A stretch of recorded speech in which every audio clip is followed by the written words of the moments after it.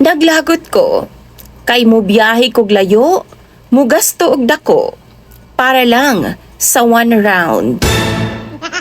Ambot ba DJ Sam, naglibog ko sa akong sitwasyon karon. Ana pa sila pag tinagdugay daw mong magkita sa imong partner. Dapat, miss na miss daw ninyo ang usag-usa.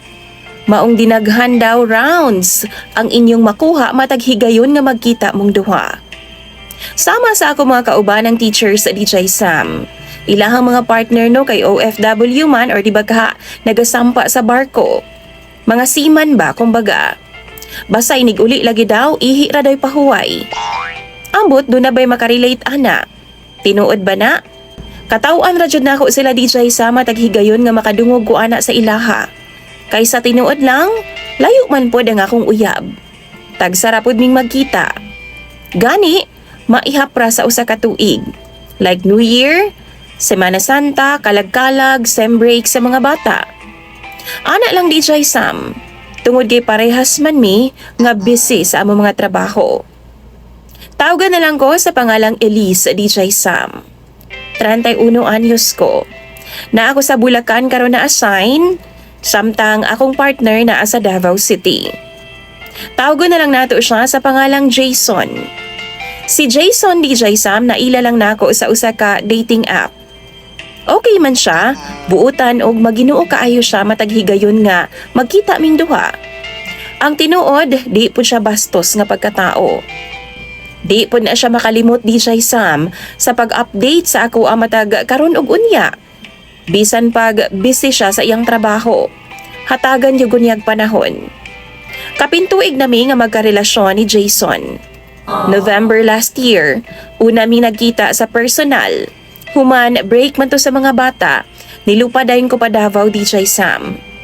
Grabe na mong laag ni adto nga time, ug tungod kay tulo ka adlaw lang man ang pwedeng leave niya. Maong nagtambay ko sa iyang apartment ug ako ang gaasikaso sa iyaha samtang gatrabaho siya. Ikaduha na mong kita DJ Sam New Year, this year lang. Third, kadong Semana Santa ug dayon ning bag-uhay lang yun. Karon lang nga long weekend DJ Sam. Like kagahapon lang yun ko nakauli. Atimado ko niya DJ Sam matag higayon nga moadto ko sa iya sa Davao. Pero ang ako alang yung katingalahan ba? Kay tag-isa lang man ka round ang iyang mahatag sa ako Ang tinuod no, katuog yun ko ba? Nga perte yun yung kahat sa kama. Kay wa baya migakita permi. Ana ang mga lalaki, di ba?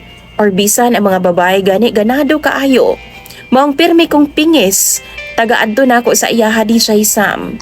Like wa gyud. Isa ra gyud ka beses, ug wa nay sunod pa nga ana-ana. Mupauli na lang kog balik DJ Sam nga kuwangan pa gyud in taon ko pag abot sa kama. 42 anyos pa lang si Jason. Ug wa man pud ko'y nakita nga problema niya sa health. Ana pa siya, di man pud taas ang iyang sugar. Oo, fatty liver siya, pero wa may koneksyon sa iyahang gana. Di po siya anak kahago sa iyang trabaho DJ Sam kay opisina lang man.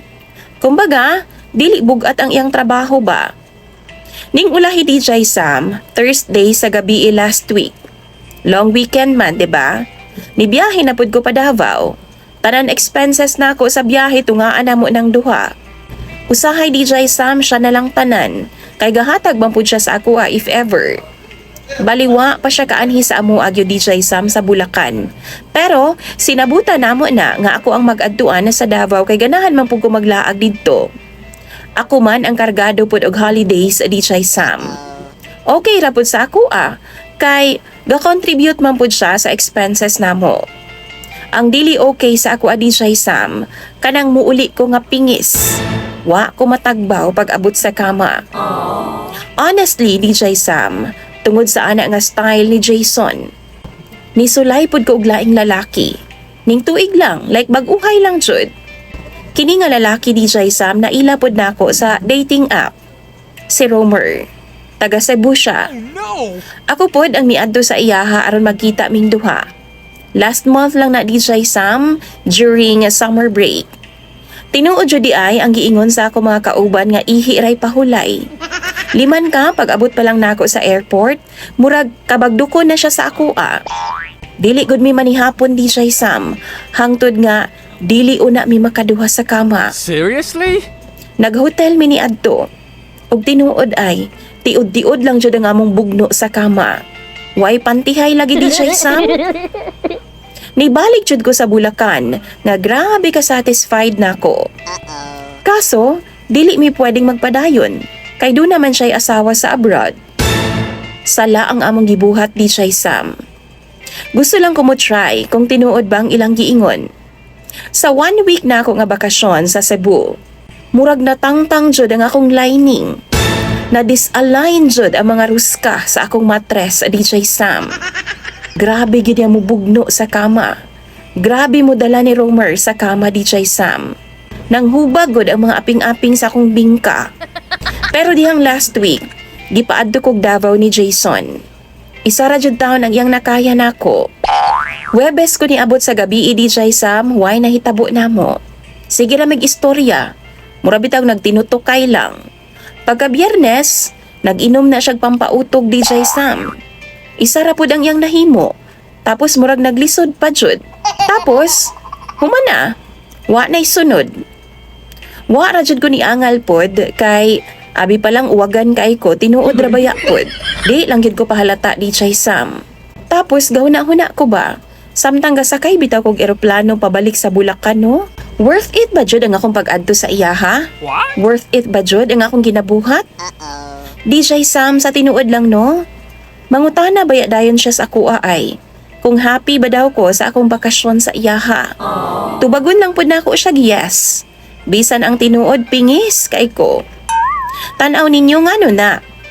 Dili siya diabetic ha. Wa siya'y problema sa health. Pero nga nung ingon sa wa man siya'y gana sa akua. Usahay i-try baya niya DJ Sam ay. Muana na lang siya sa akua nga. Sorry ha, pero murag di nagyud ganahan ang akong alaga sa imuha. Unsa man but pasabot niya ato. Angay ba nga malain ko ato?